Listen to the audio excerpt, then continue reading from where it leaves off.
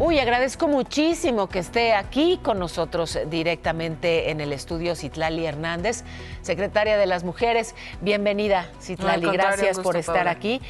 Ayúdanos a dimensionar la importancia de estas reformas y qué tanto pueden realmente hacer una diferencia para las mexicanas. Mira, yo creo que es el inicio, o sea, hay un antes y un después de estas reformas, estoy convencida, porque la presidenta, son las primeras reformas que propone, reformas constitucionales y leyes secundarias, y lo que plantea es que el Estado asuma un doble compromiso con las mujeres. O sea, por un lado, digamos, fomentar la igualdad en cada una de las acciones que todas las autoridades realicen, en toda la política pública, tener perspectiva de género, y por otro lado, fortalecen el sistema de procuración de justicia, de seguridad pública, pues esta perspectiva de género que muchas veces vemos que no existe. Entonces, y además se elimina la brecha salarial, que en pleno 2024 sigue siendo una constante. Increíble. A ver, eso es importante. Planteaba la presidenta, la escuchábamos en la nota, que en el caso de que por hacer el mismo trabajo un hombre gane más que una mujer, pues no nada más nos quejamos, sino que acudimos ante la autoridad para denunciarlo, porque con estas reformas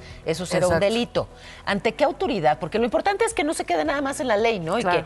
Y que digamos, tomemos esas reformas en nuestras manos para hacer un cambio en la realidad. Entonces, si aquí alguno de mis compañeros conductores gana más que yo por la misma chamba, ¿ante qué autoridad tengo que acudir? Mira, en ese caso, temprano? Ante la Secretaría del Trabajo, pero justamente es que este es un marco como de protección hacia las mujeres, ¿no? Es decir, todas las autoridades laborales, las autoridades de justicia, los gobiernos municipales, estatales, todos los poderes, a partir de estas reformas tienen que fortalecer su compromiso con estos derechos de las mujeres, que muchas veces los decimos, pero de repente, pues, ¿cuántas veces vivimos la injusticia o hasta la impotencia de decir, bueno, pues yo debería de tener derecho, no sé, una niña a ir a la escuela? Y a veces hay comunidades donde hay familias que prefieren que estudie el niño, ¿no?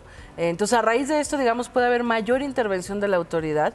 Para la Secretaría de las Mujeres este es un marco de actuación muy amplio porque podemos tocar la puerta de distintas autoridades y decir, hey, aquí hay una violación de un derecho, aquí hay un incumplimiento de tu función. Entonces, bueno, ante distintas autoridades, pero además yo creo que...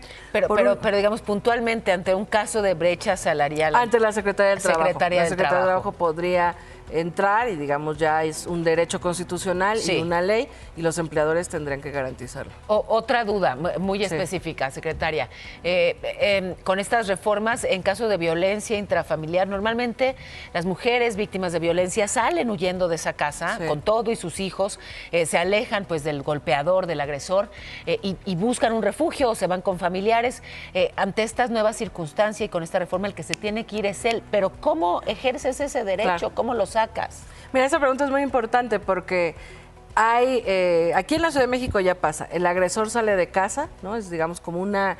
Normalmente una mujer que tiene violencia acude a una autoridad, a un ministerio público, a un centro de justicia, a un refugio.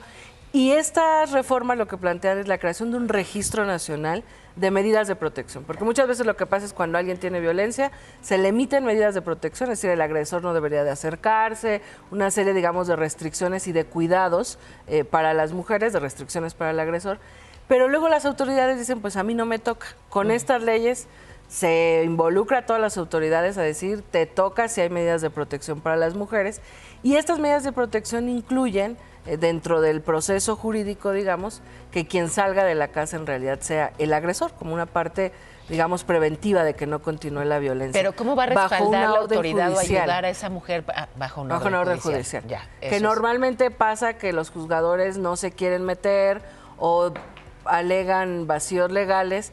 Estas reformas lo que plantean es, incluso cuando hubiese vacíos legales, remítete a la Ley General de Acceso a una Vida Libre de Violencia de las Mujeres, y es muy claro que la obligación reforzada del Estado mexicano, de cualquier autoridad, es garantizar la integridad de una mujer que vive violencia.